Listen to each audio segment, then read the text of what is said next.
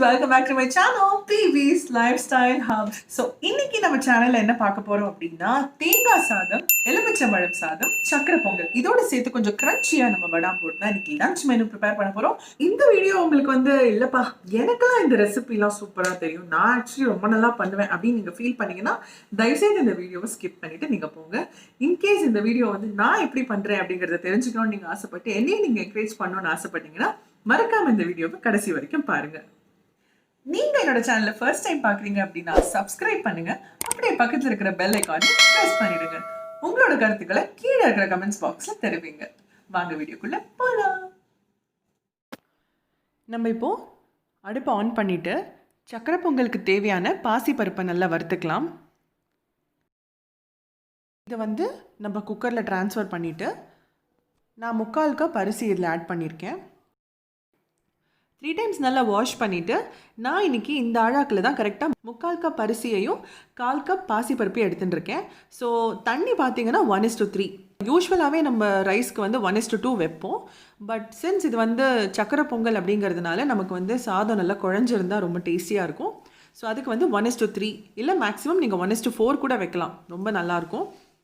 வச்சுட்டு இது மேலே இப்போ நம்ம ஒரு தட்டு போட்டு மூடிட்டு குக்கரை நீங்கள் ஆன் பண்ணிடலாம். இப்போ நம்ம அடுத்த குக்கரில் தேங்காய் சாதத்துக்கும் எலுமிச்சம்பழ சாதத்துக்கும் அரிசி வச்சிடலாம். ஃபேமிலி மெம்பர்ஸ்க்கு ஏற்ற மாதிரி அரிசி வச்சுட்டு 1 கப் அரிசிக்கு 2 கப் தண்ணி வச்சா போதும். சக்கரை பொங்கல் மாதிரி நம்ம தண்ணி கூடுதலாக வைக்கணும் அப்படிங்கிறது அவசியம் கிடையாது. பிகாஸ் இதுக்கு உதிரியாக இருந்தால் தான் ரொம்ப டேஸ்டியாக இருக்கும். ஸோ இப்போ நம்ம சாதம் தனியாக வச்சாச்சு. இப்போ நம்ம என்ன பண்ண போகிறோம்னா ஒரு பேனில் நல்லா நெய் விட்டு வேர்க்கடலை, முந்திரி பருப்பு, அப்புறம் திராட்சை இது மூணுத்தையும் நம்ம தனித்தனியாக நல்லா வறுத்துக்க போகிறோம். வேர்க்கடலையை தேங்காய் சாதத்துக்கும் எலுமிச்சம்பழ சாதத்துக்கும் ஆட் பண்ண போகிறேன். சக்கரை பொங்கலுக்கு முந்திரி பருப்பையும் திராட்சையும் மட்டும்தான் ஆட் பண்ண போகிறோம். ஸோ இதெல்லாம் நம்ம நெய்யில் நல்லா வறுத்துட்டு தனித்தனியாக எடுத்து வச்சுக்கலாம். இப்போ நம்ம அடுத்தது ரைஸ் பார்த்துடலாம். ஸோ சாதமும் நல்லா ரெடி ஆகிடுச்சு. நீங்கள் தேங்காய் சாதத்துக்கும் எலுமிச்சம்பழ சாதத்துக்கும் தனித்தனியாக தட்டில் எவ்வளோ வேணுமோ எடுத்துன்ட்டு நீங்கள் ஃபேன் கீழே நல்லா ஆற விடுங்க. சாதம் நல்லா ஆறி போனால் தான் உங்களுக்கு கலர்றதுக்கு ஈஸியாக இருக்கும். நீங்கள் சாதத்தை ஆற வைக்காமல் குக்கர்லேருந்து எடுத்து அப்படியே நீங்கள் எலுமிச்சம்பழ சாதம் பண்ணிங்கன்னா அப்புறம் குழந்தைங்களுக்கு கொடுக்குற மாதிரி பப்பு சாதம் ஆகிடும். So be careful. ஒரு பேன் எடுத்துக்கோங்க. இப்போ நம்ம சக்கரை பொங்கல் பண்ணுறதுக்கு ஸ்டார்ட் பண்ணிடலாம். ஸோ நான் இன்றைக்கி கரெக்டாக 1 கப் வெல்லம் எடுத்துகிட்டு இருக்கேன். கொஞ்சம் தண்ணி ஆட் பண்ணிவிட்டு முதல்ல இந்த கட்டியெல்லாம் நம்ம கரைக்கணும். ஸோ இது கரைஞ்ச உடனே நம்ம இதை வடிகட்டிட்டு திரும்ப இதே பேனில் நம்ம பாகு ரெடி பண்ண போகிறோம். சக்கரை பொங்கலுக்கு தேவையான சாதம் பருப்பு தயாராகிடுச்சு. ஸோ நீங்கள் என்ன பண்ணணும் அப்படின்னா ஒரு மத்து எடுத்துக்கோங்க. இந்த மாதிரி ஒரு மத்து எடுத்துகிட்டு நல்லா அதை அமர்த்தி விட்டுக்கோங்க. ஸோ அமர்த்தி விட்டுட்டு அது ஒரு பக்கம் இருக்குது. நீங்கள் என்ன பண்ணணுன்னா பாகை செக் பண்ணிக்கோங்க. பாகை நீங்கள் நல்லா கலரிட்டே இருங்க. அதில் உங்களுக்கு பார்த்தீங்கன்னா நல்லா நுரைச்சி வரும். ஸோ அதே நீங்கள் திரும்ப கலரிட்டே இருக்கணும், கைவிடாமல் கலருங்க. நல்லா திக்கான கன்சிஸ்டன்சி ஸ்லோவாக ஸ்டார்ட் ஆகும். நான் இந்த கன்சிஸ்டன்சிலேயே சாதத்தை ஆட் பண்ணிவிடுவேன்.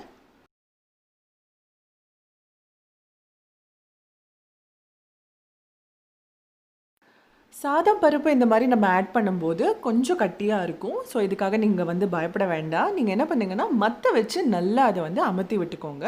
ஸோ இதை நல்லா கைவிடாமல் கலரிட்டு மற்ற வச்சு நல்லா ப்ரெஸ் பண்ணிட்டீங்கன்னா கரெக்டாக வந்துடும். இந்த மாதிரி உங்களுக்கு வரும். இப்போ நம்ம என்ன பண்ணணும்னா 2 டேபிள் ஸ்பூன் நெய் இதில் சேர்த்துக்கோங்க. உங்களுக்கு நெய் ரொம்ப பிடிக்கும்னா நீங்கள் நிறைய ஆட் பண்ணிக்கலாம். ஃப்ளேவருக்காக நம்ம ஏலக்காய் பொடியை தூவிக்கலாம். கூடவே நம்ம வறுத்து வச்சுருந்த முந்திரியையும் திராட்சையும் இதோட நம்ம ஆட் பண்ண போகிறோம். இந்த ஸ்டேஜில் நீங்கள் அடுப்பை அணைச்சிட்டு மேலே ஒரு டேபிள் ஸ்பூன் நெய் அப்படியே ஸ்ப்ரெட் பண்ணி விடுங்க. அவ்வளோதான், சுவையான சக்கரை பொங்கல் தயார். இப்போ நம்ம எலுமிச்சம்பழ சாதத்தோட ப்ரிப்ரேஷனை பார்க்கலாம். ஒரு பேன் எடுத்துக்கோங்க. அதில் கொஞ்சமாக எண்ணெய் சேர்த்துக்கோங்க. எண்ணெய் சூடானோடனே கடுகு, உடைச்சி உளுத்தம்பருப்பு நல்லா வறுத்துக்கோங்க. இதோடு சேர்த்து நம்ம கடலைப்பருப்பையும் சேர்த்துக்கலாம். கூடவே கருவேப்பிலையும் பச்சை மிளகாயும் சேர்த்துக்கோங்க. நாங்கள் ஆக்சுவலி காரம் ரொம்ப சேர்த்துக்க மாட்டோம், அதனால நான் ஒரே ஒரு பச்சை மிளகா மட்டும் சேர்த்துக்கிறேன். இதோடு சேர்த்து நம்ம வறுத்து வச்சுருந்த வேர்க்கடலையும் சேர்த்துக்கலாம்.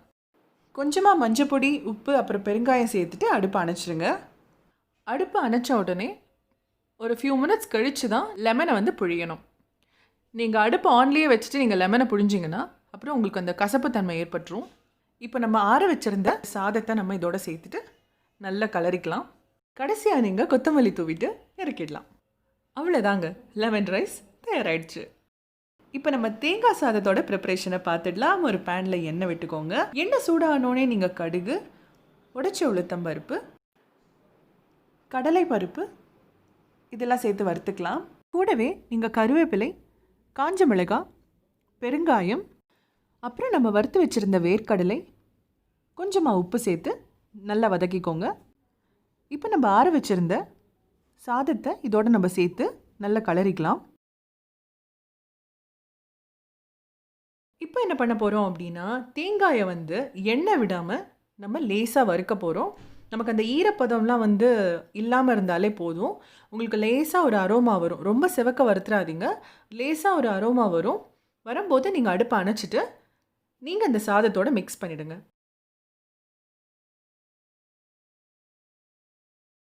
மிளகாய் வந்து நான் ஏன் வந்து இப்படி முழுசாக போடுறேன் அப்படின்னா, சில பேர் அதை வந்து கிள்ளி போடுவாங்க. ஸோ கிள்ளி போடும்போது அதுக்குள்ளே இருக்கிற அந்த சின்ன சின்ன விதையெல்லாம் வந்து இதில் வரும். ஸோ அதனால நான் வந்து முழுசாக போடுறேன். நீங்கள் மிளகாய் கிள்ளி போட்டாலும் ஓகே. நீங்கள் எப்படி மிளகாய் சேர்த்துப்பீங்களோ அதே மாதிரி நீங்கள் ஆட் பண்ணிக்கோங்க. ஃபைனலாக கொத்தமல்லி சேர்த்துக்கோங்க. அவ்வளோதான், நம்மளோட தேங்காய் சாதம் தயார். கலந்த சாதத்துக்கு ஆக்சுவலி நாங்கள் கலர்ஃபுல்லாக வடாம் தொட்டுப்போம். ஸோ நீங்கள் இந்த மாதிரி கலந்த சாதத்துக்கு என்ன மாதிரியான சைட் டிஷ் வந்து சாப்பிடுவீங்களோ அது கீழே இருக்கிற கமெண்ட்ஸ் பாக்ஸில் எனக்கு தெரிவிங்க. ஒரு கிச்சன் டிப் சொல்கிறேன். வடாமை ஸ்டோர் பண்ணும்போது நீங்கள் என்ன பண்ணுங்கன்னா, இந்த மாதிரி டிஷ்யூ பேப்பரை வச்சுட்டு நீங்கள் அதுக்கப்புறம் ஸ்டோர் பண்ணி வைங்க. அப்போ தான் உங்களுக்கு ஃப்ரெஷ்ஷாகவே இருக்கும், நமத்து போகாது.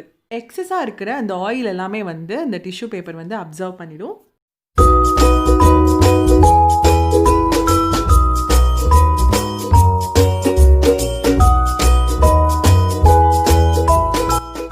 உங்களுக்கு பிடிச்சிருக்கும் நான் நம்புறேன். இதே மாதிரி அடுத்த இன்ட்ரெஸ்டிங்கான ரெசிபிஸ் ஆர் செக்மெண்டோட உங்களை நான் சந்திக்கிறேன். Until then, it's bye from Priyaa Vishwa.